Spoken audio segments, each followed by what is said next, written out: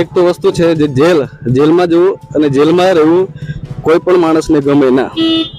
જે વનકર્મીઓ અને જે ભાજપના જે નેતાઓને જે ષડયંત્ર કર્યું છે એ હાવ એકદમ ઉપજાવી કાઢેલી વસ્તુ છે.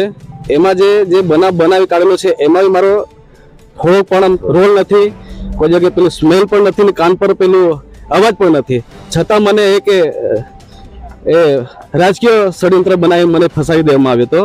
બાકી એ બાબતમાં મેં ગામમાં નથી સાંભળ્યું કે આ ગામમાં બનાવ બન્યો છે.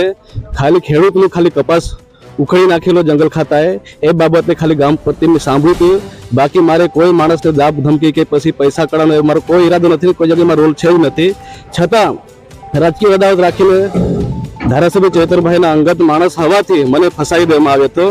એક લોકસભાને ધ્યાનમાં રાખીને આ ભાજપના નેતાઓએ એક સાજિશ હતી કે આ માણસને ફસાવો જેથી કરીને ચેતરભાઈનું આખું જે માઇક્રો પ્લાનિંગ હોય તે અટવાઈ જશે. એના માટે મને ફસાવી દેવામાં આવ્યો હતો.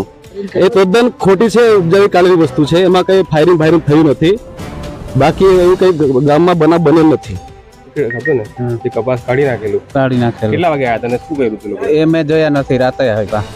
હા, રાતે આવ્યા. પછી એ કાપી નાખ્યો. મેં સવારે જાણ જોયું એટલે સાહેબને જાણ કર્યું. કેટલા મહિનાનો એવું કહેવામાં આવે છે કે તમને વારંવાર રજૂઆત કરી વન વિભાગે કે તમે કપાસ ના વાવો? ના, એવું જાણ નથી કર્યું. કેટલી તકલીફો પડી તમને? હવે તકલીફ તો જેલની પરવાણ તો રહી જાય, કરવાની વેઠવી પડે. અમારી મહેનત ચાલુ રહેશે. અમારો સમાજ અમારી જોડે છે.